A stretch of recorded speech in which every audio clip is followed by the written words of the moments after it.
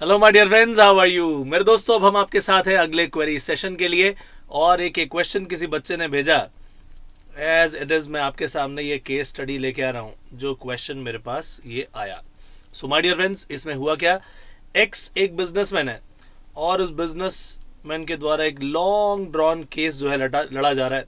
ये लिटिगेशन चल रहा है मिस्टर वाई के साथ। ऑलरेडी एक इंडस्ट्रियलिस्ट के साथ ये लिटिगेशन चल रहा है। To support his legal campaign, he enlists the services of Mr. C, जो कि एक जुडिशियल ऑफिसर है, यानी ये सरकारी ऑफिसर है भैया।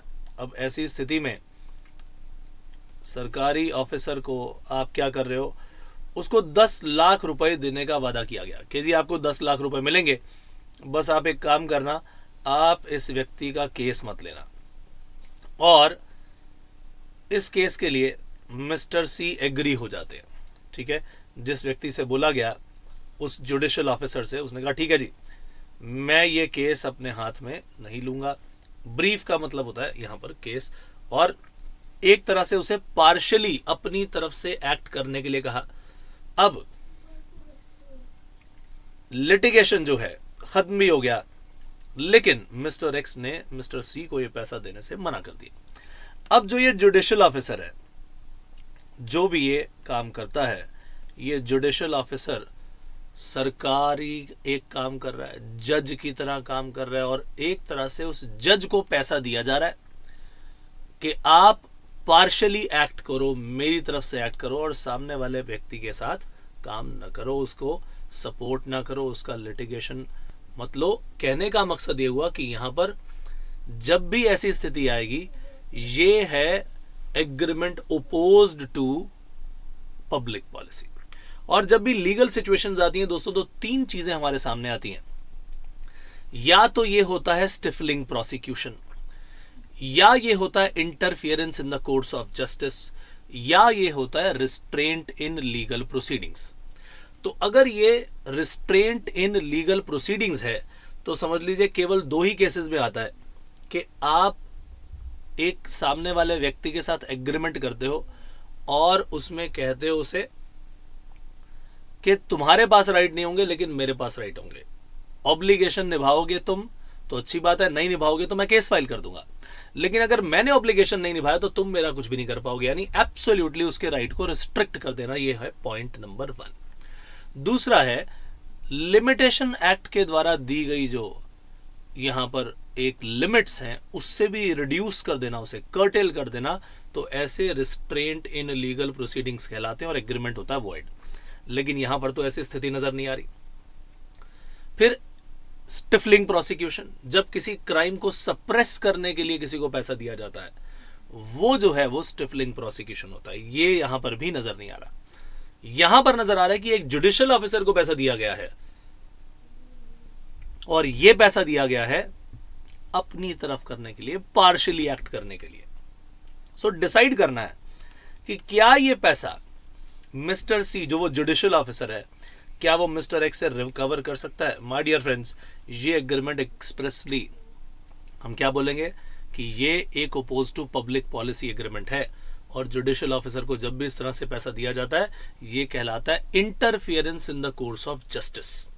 तो इंटरफियरेंस की बात जब भी आएगी तो समझ लीजिएगा कि आपने उसके लिए पैसा देने का वादा किया, एग्रीमेंट तो वॉइड है। यानी यहां पर जो जुडिशियल ऑफिसर है वो लॉफुली ये पैसा रिकवर भी नहीं कर सकता। हालांकि लिटिगेशन खत्म हो गया, एक्स जो है जीत गया, लेकिन फिर भी सी के साथ किया गया जो वादा था 10 लाख रुपए देने का, अगर वो नहीं भी निभाए तो भी उसके अगेंस्ट कोई कार्रवाई नहीं हो सकती। आइए जरा देख लें क्या है इस क्वेश्चन में। So interference in the course of justice का मतलब क्या होता है। An agreement which obstructs the ordinary process of justice, this is unlawful, right? Chapter number 6 जो है legality of object and consideration, उसका पॉइंट है ये, right. An agreement whose object is to induce any judicial officer of the state, देख रहे हो आ गया ना जुडिशियल ऑफिसर। तो किसी जुडिशियल ऑफिसर को अगर आपने दिया है तो समझ लीजिएगा पार्शली या करप्टली एक्ट करने के लिए ये वॉइड कहलाता है, and it is opposed to public policy. Correct. और उसी तरीके से अगर कभी आप किसी विटनेस को पैसा देते हैं उसकी स्टेटमेंट को बदलने के लिए या इसके लिए कि तुम गवाही देने ही मत आना, एब्सेंट हो जाना, ये भी पूरी तरह अवॉइड है। और मान लीजिए किसी विटनेस को पैसा दे दिया, पैसा देने का वादा किया और वो मान लीजिए गवाही देने नहीं आया, तो लॉफुली वो ये पैसा रिकवर नहीं कर सकता। तो ये सेम चीज जो इस क्वेश्चन में आई है वो है जुडिशियल ऑफिसर से जुड़ी हुई बात।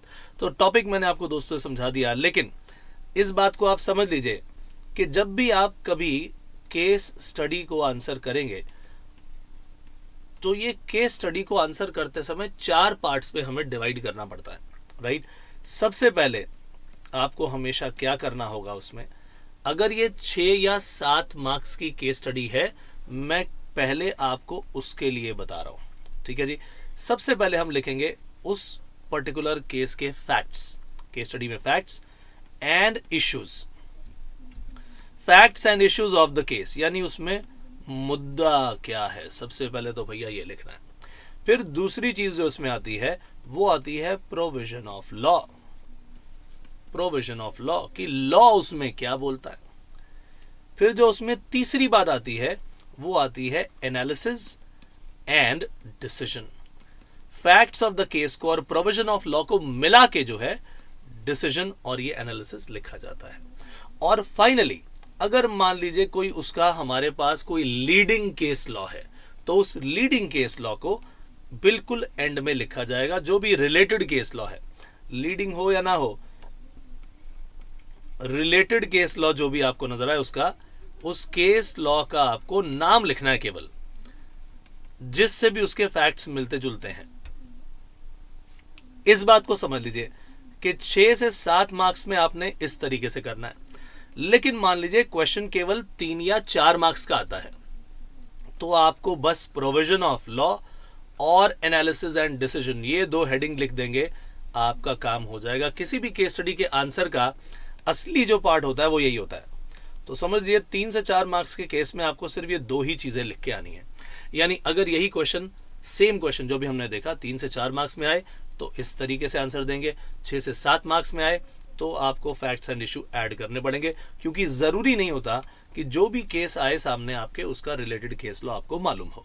अगर मालूम है तो बहुत अच्छी बात है, नहीं मालूम तो कोई दिक्कत नहीं है, आप उसको छोड़ सकते हैं। और ये है तरीका उसको आंसर करने का। सो माय डियर फ्रेंड्स, ये आज का क्वेरी सेशन हमने किया समाप्त। और जैसा कि आप जानते हैं कि अनअकैडमी पर हमारी क्लासेस अवेलेबल हैं। माय डियर फ्रेंड्स, अनअकैडमी पर जब भी आप प्लस सब्सक्रिप्शन लेने जाएंगे तो प्लस सब्सक्रिप्शन जब आप लेंगे तो मेरी अकाउंट्स, इकोनॉमिक्स और लॉ ये तीनों क्लासेस आपको वहां पर लाइव अवेलेबल होंगी। और लाइव क्लासेस में आप अपने डाउट भी पूछ सकते हैं। जो मैं लाइव पढ़ाता हूं उसका as it is recorded session भी अवेलेबल रहेगा। बाई चांस आपका मिस हो जाए, बाई चांस आप दोबारा देखना चाहें, वो सब उसमें फैसिलिटी अवेलेबल है, राइट। सो ऐसे सिचुएशन में आपको घबराने की जरूरत नहीं। वही सेम बैचेस आपको बार बार भी मिल जाते हैं। कोई चीज निकल गई तो आप किसी दूसरे बैच में आके उसे लाइव भी पढ़ सकते हैं। इसमें ऐसी कोई दिक्कत आपको नहीं आने वाली। और मई 21 और नवंबर 21 दोनों ही स्टूडेंट्स जितने भी हैं वो सारे इन बैचेस को ज्वाइन कर सकते हैं। जैसे एक बैच खत्म होता है दूसरा बैच भी शुरू हो जाता है, तो आप उस बैच में अगर कुछ रह जाए तो उसमें भी कवर कर सकते हैं। रिकॉर्डेड सेशन भी आपको मिल जाते हैं। फिर जितने भी मेरे पूरे के पूरे नोट्स हैं वो आपको मिलते हैं। जितने भी मैं फ्लो चार्ट्स बनाता हूँ वो मिलते हैं। उसके अलावा मेरी बुक पूरी आपको मिल जाएगी वहां पर, जिसमें से आपने लर्न करके लिखना है। सारे के सारे पुराने एग्जामिनेशंस जितने हैं हम उन सब के क्वेश्चंस को यहाँ सॉल्व करते हैं along with ICI questions, right. So ये आपके लिए बहुत हेल्पफुल होने वाला है। और जब आप परचेज करेंगे तो आपको वहां पर सब्सक्रिप्शन में जाना है, गेट सब्सक्रिप्शन, और इस कोड को जब यूज कर लेंगे आप तो आपको 10% डिस्काउंट भी मिल जाएगा, राइट। सो मेरे दोस्तों, मुलाकात होती है हमारे इन सेशंस में। आप अनअकैडमी को ज्वाइन करिए।